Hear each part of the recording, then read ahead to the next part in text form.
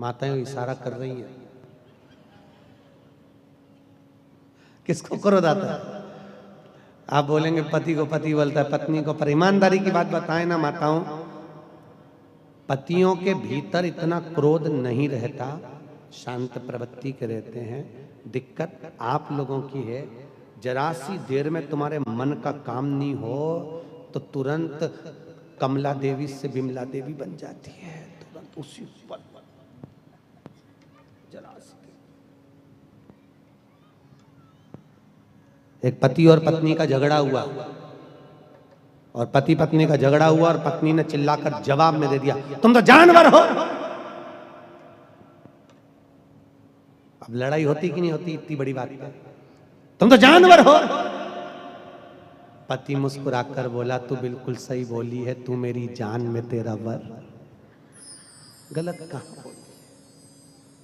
इतना बोलना था तो पत्नी कह रही है मैं तुम्हारे लिए चाय बना के लाती, तुरंत लड़ाई समाप्त, क्रोध गया।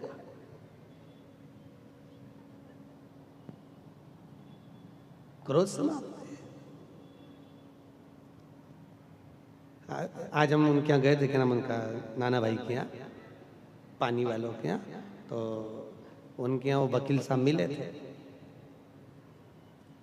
तो वकील साहब बोले, गुरुजी उनकी धर्म पत्नी आई प्रणाम करने के लिए, तो वकील साहब बोले ये मेरी धर्म पत्नी है।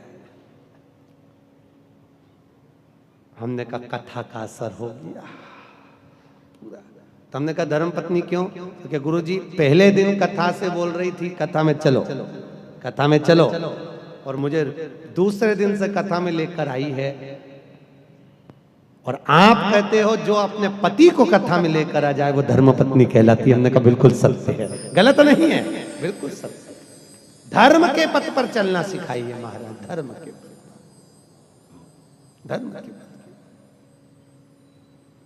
आज यहां शास्त्र कह रहा है, हिरण्यकशिपु ने जो वर मांगा घर आकर देखा तो धर्म पत्नी नहीं है, धर्म पत्नी को लिया तो नारद जी के यहाँ गर्भ का जो ज्ञान मिला था उस ज्ञान के प्रबलता में धर्म पत्नी प्रखर हुई महाराज।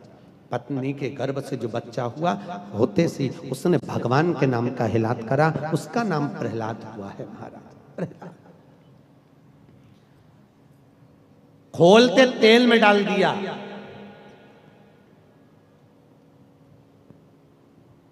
पर्वत पे से नीचे फिगवा दिया, समुद्र के अंदर डलवा दिया, तो भी प्रहलाद नहीं मरा। आखिरी में हिरण्यकशिपु ने अपनी बहन को बुलवाया। क्या नाम था उसकी बहन का? जम के बोलो जरा। होलिका। कौन से महाराज ने बताया कि हिरण्यकशिपु की बहन का नाम होलिका था? क्या नाम था? डूंडा। हिरण्यकशिपु की बहन का नाम था डूंडा। कौन थी ये प्रहलाद की? हिरण्यकशिपु की बहन, प्रहलाद की बुआ। आप में से कितनी बुआ बैठी है? बुआ कितनी है? सब बुआ हो ना? अरे बोलो तो, हो सब बुआ? तो बुआ ऐसी होती है कि अपने भतीजे को आग लगा दे? अरे बोलो तो, होती है ऐसी? नहीं। प्रहलाद को गोदी में लेकर डूंडा बैठ गई, उसके पास ब्रह्मा जी की दी हुई एक चादर थी। हिरण्यकशिपु ने कहा इसको ओढ़ कर बैठ जाना, तू जलेगी नहीं, तेरा भतीजा जल जाएगा। डूंडा चादर ओढ़ कर बैठी, प्रहलाद को गोदी में रखा, चारों तरफ से जब आग लगी डूंडा को लगा मेरा भतीजा जल जाएगा। डूंडा ने अपनी चादर उतार कर अपने भतीजे पे डाल दी, डूंडा खुद जल गई, अपने भतीजे को बचा लिया। ऐसी होती है बुआ जो देती है दुआ, बुआ कभी बद्दुआ नहीं देती महाराज। अगर उस दिन बुआ प्रहलाद को जला देती तो उसके बाद दुनिया में कोई भतीजा अपनी बुआ को नहीं पूछता। पर आज भी शादी में, ब्याह में, फंक्शन में सबसे पहले बुआ जी को बुलाया जाता है। आओ, बुआ को इसलिए बुलाते हैं क्योंकि उनने भतीजे की रक्षा करी थी। वो राक्षस कुल में जन्मी थी, राक्षस की बहन थी, पर मरते मरते अच्छा काम करके भगवान की होली, इसलिए हमारे यहाँ मनाई होली। परवारे करमाला वालों तुमने तो उसका नाम ही धर दिया होली। अच्छा काम करके भगवान की होली, इसलिए हमारे यहाँ होली का त्योहार मनाया। नाम था ढूंढा, इसलिए आज भी होली में मोटे मोटे लक्कड़ ढूंढ जलाए जाते हैं। पतली लकड़ियां नहीं, मोटे लक्कड़, मोटे ढूंढ जली। अंतिम प्रहलाद से पूछा ये ज्ञान इसको आया कहां से? गुरु जी से पूछा इसको ज्ञान कहां से है? तो ये गर्भ का ज्ञान है। गर्भ का ज्ञान कोई साधारण है क्या? गर्भित ज्ञान। प्रथम ज्ञान होता है गर्भ का ज्ञान। माता कहती हैं गर्भवती नारी को भजन करना चाहिए। कथा सुन, हम एक बार पंढरपुर में कथा करने आए थे, लगभग 17-18 साल पहले की बात होगी। कथा करने के लिए आए थे, माहेश्वरी भवन में कथा थी। अभी उस दिन हम लोग गए थे तो हम माहेश्वरी भवन में ठहरे थे महाराज। माहेश्वरी भवन में कथा थी, माहेश्वरी समाज ने कराई थी, सोमानी संगमनेर के उन्होंने कराई थी। कथा में एक बहू आकर बैठी, उसने कहा गुरु जी कल आप हमारे यहाँ आना। जैसे कई लोग कहते हैं ना हमारे यहाँ पधार, जो आज हम एक दो जगह गए तो आप हमारे यहाँ पधारना। हमने कहा ठीक है आएंगे दीदी, जरूर आएंगे। हम गए उनके यहाँ गए। उसने सेब कतर के रखे थे, काट के रखे थे। उनका एक लड़का था 12 साल का, वो सेब उठा के ले गया। उसने ड्राई फ्रूट्स ला कर रखे, काजू बादाम पिस्ता, वो पूरी की पूरी प्लेट लेके भाग गया। थोड़ी देर बाद उसकी माँ ने चांदी के गिलास में दूध भर कर रखा, वो गरम की गरम दूध ले जाकर गटर गटर पी गया। हमारे सामने आता और वो उठा के भाग जाता। हमने पूछा दीदी बोली गुरुजी आपका अपमान हो गया, मेरे लड़के ने सब खा गया, तुम्हारा अपमान हो गया। मैं तुम्हारे लिए ला रही थी और उठा के। हमने कहा जान दे अपमान तो चूल्हा में, पहले ये बता कि ये हुआ कैसे, ये बता ये कैसे, वो तो जान दे अपमान तो हुआ कैसे। गुरुजी जैसे आप कथा करने आए ना, ऐसे ही जब ये मेरे गर्भ में था तब यहाँ राम कथा चल रही थी। मैंने पंडित जी से पूछा था गुरुजी से, गुरुजी मेरे गर्भ में बच्चा है तो मैं कौन सी कथा पढ़ूं जिससे मेरा बच्चा अच्छा हो? राम कथा वाले महाराज ने कहा था सुंदर कांड पढ़। गुरुजी जब ये गर्भ में था इतने सुंदर कांड के पाठ करे, इतने पाठ करे, ऐसी औलाद पैदा हुई, सकनी नहीं बैठे। ये पाठ का बड़ा असर है। आज के जमाने में जो औलाद होती है ना, ये टीवी देख देख के पैदा होती है, क्योंकि डॉक्टर बोल देते बेड रेस्ट, डॉक्टर बोलते बेड रेस्ट, पलंग पे पड़ी रहो, दिन भर टीवी देखती रहो। 24 घंटा टीवी देखे, गर्भ में जो बच्चा था वो टीवी देखता रहा। माँ के दृष्टि से बच्चे ने टीवी देखी। अब बच्चा जन्म लिया तो दिन भर, क्योंकि वो टीवी में नाटक देखकर, नाटक में ऐसा कोई नाटक ही नहीं जिसमें कहीं का हंसता दिखे। पूरे नाटकों में देख लो, कहीं ना कहीं की 24 घंटे रोती ही मिले। नाटकों में, सीरियलों में रोए, वो नाटक देख के औलाद पैदा हुई। अब घर की बूढ़ी बूढ़ी माताएं कह देती हैं, कहने में चुपती थोड़ी ना माताएं, तुरंत बोलती भैया हमारी भी 5-5 औलाद थी, हमारी भी 4-4 औलाद थी, खिला दो पटक दो, खेलती रहे। और हमारी बहू ने ऐसी औलाद पैदा करी, एक करी वो भी ऐसी करी, दिन भर पे करे, दिन भर रोए, दिन भर। माए के कहने में कोई चूकता नहीं, तुरंत बोल देते। अब प्रहलाद गर्भित ज्ञान इतना प्रबल था। हिरण्यकशिपु ने पूछा क्या इस खंबे में तेरा भगवान है? हाँ खंबे में। खंबे पर गदा का प्रहार करा, टूट कर नीचे गिरा। नरसिंह भगवान प्रकट हो गए। नरसिंह भगवान प्रकट हुए और पहुंचकर हिरण्यकशिपु को पकड़कर ले जाकर देहली पर बैठकर न अंदर मरे न बाहर, देहली पर मारा, ना नीचे न ऊपर, जंघा पर मारा, न अस्त्र से न शस्त्र से, नख से फाड़ा, न दिन में न रात में, शाम के समय मारा, न नर से न पशु से, नरसिंह बनकर मारा, और न 12 महीने में मरे, इसलिए एक अधिक कर अधिक मास में मारा। कौन से महीने में? अधिक मास में। उधर को फाड़ दिया, आंतों को निकाल कर धारण कर लिया। नरसिंह भगवान की ये यहां तक की कथा तो भागवत में भी लिखी है, सुनी कि नहीं सुनी? अरे बोलो तो, सुनी है ना? अब जो कथा वेद व्यास जी ने शिव महापुराण में लिखी वो आ रही है, सुनो ध्यान दो। नरसिंह भगवान का क्रोध बढ़ता गया, बढ़ता गया, बढ़ता गया, इतना क्रोध, इतना क्रोध, इतना क्रोध, क्रोध बढ़ता गया, इतना क्रोध बढ़ा। नरसिंह भगवान इंद्र लोक में गए तो इंद्र का सिंहासन तोड़ दिया, ब्रह्मदेव क्या गए तो पुष्प तोड़ दिया, जहां जाते नरसिंह भगवान कुछ तोड़ फोड़ करके आते। लक्ष्मी जी भगवान शंकर के पास आई, लक्ष्मी जी ने विनती करी, नाथ मेरे पति को क्रोध आ रहा है, इनके क्रोध को शांत करिए, बहुत क्रोध है, शांत करो, थोड़ा क्रोध शांत करिए। शंकर भगवान मौन आनंद में विराजमान थे, स्मरण में डूबे हुए थे, भजन चित्त आनंद में कर रहे थे। आपको पहले भी कथा में कहा, राम शंकर का भजन करते हैं और शंकर राम का भजन, हरि विठ्ठल शंकर का भजन करते हैं, शंकर पांडुरंगा का भजन करते हैं। भजन डूबे। जय जय विठ्ठल विठ्ठल विठ्ठला, जय जय विठ्ठल विठ्ठल विठ्ठला, जय जय विठ्ठल विठ्ठल विठ्ठला, जय जय विठ्ठल। सब गाइए।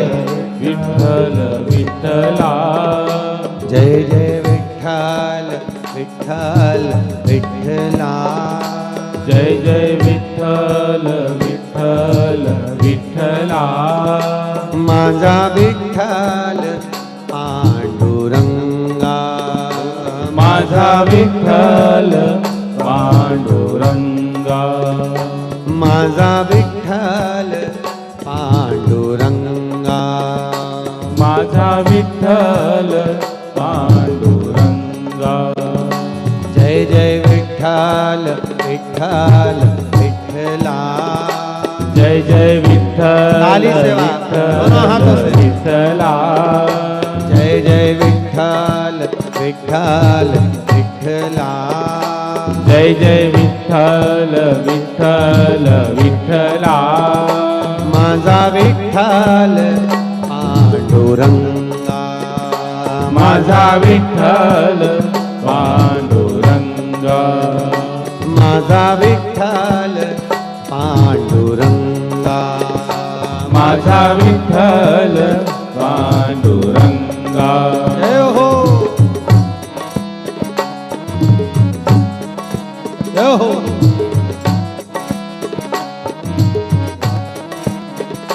जय जय विठ्ठल विठ्ठल विठ्ठला, जय जय विठ्ठल विठ्ठल विठ्ठला, जय जय विठ्ठल विठ्ठल विठ्ठला, जय जय विठ्ठल विठ्ठल विठ्ठला, माझा विठ्ठल पांडुरंगा, माझा विठ्ठल पांडुरंगा, माझा विठ्ठल पांडुरंगा, माझा विठ्ठल पांडुरंगा, जय जय विठ्ठल विठ्ठल विठ्ठला, जय जय विठ्ठल विठ्ठल विठ्ठला, जय जय विठ्ठल विठ्ठल विठ्ठला, जय जय विठ्ठल विठ्ठल विठ्ठला, जय जय विठ्ठल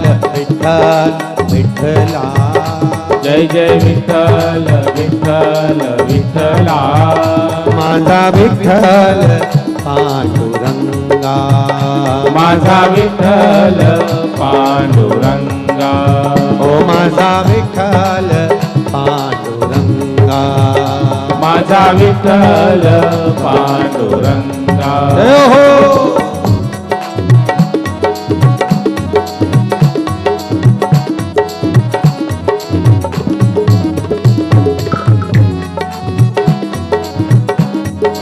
बड़े आनंद में दोनों हाथों।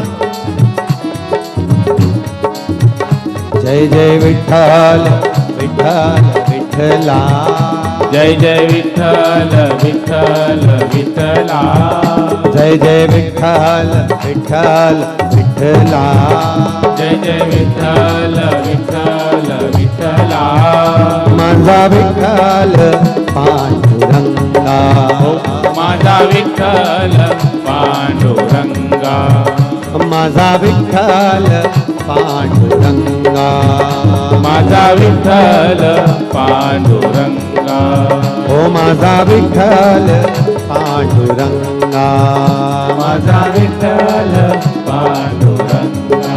बोल पंढरीनाथ भगवान की हर हर महा। भगवान भूत भावन भूतेश्वर शिव से विनती करी, शंकर भगवान की भक्ति में डूबे हुए थे महाराज। लक्ष्मी जी ने विनती करी, नाथ कृपा करो, थोड़ी सी दया करिए। भगवान ने पूछा क्या? मेरे पति को क्रोध आ रहा है, उनका क्रोध शांत कर दीजिए। शंकर भगवान ने सारे देवताओं को बुलाकर कहा, नरसिंह अवतार कोई साधारण सा अवतार नहीं है जिसका क्रोध शांत कर दिया। तो फिर क्या करा जाए? शंकर भगवान बोले, मैं शरम्भ पक्षी का रूप धारण करूंगा। कौन सा पक्षी? शरम्भ, गिद्ध जैसा एक पक्षी होता है जिसका नाम है शरम्भ। शरम्भ पक्षी, गरुण जैसा स्वर। पक्षी तीर्थ गए हो? अरे बोलो तो, पक्षी तीर्थ गए हो कभी? हैं? कोई गया? नहीं गए? कभी मौका लगे तो जरूर जाना। चेन्नई से 82 किलोमीटर की दूरी पर है पक्षी तीर्थ, जहां पर सुबह ब्रह्म मुहूर्त में 56 तरह का भोजन लगाया जाता है। और गरुण जी महाराज आज भी उस भोजन को करने के लिए आते हैं।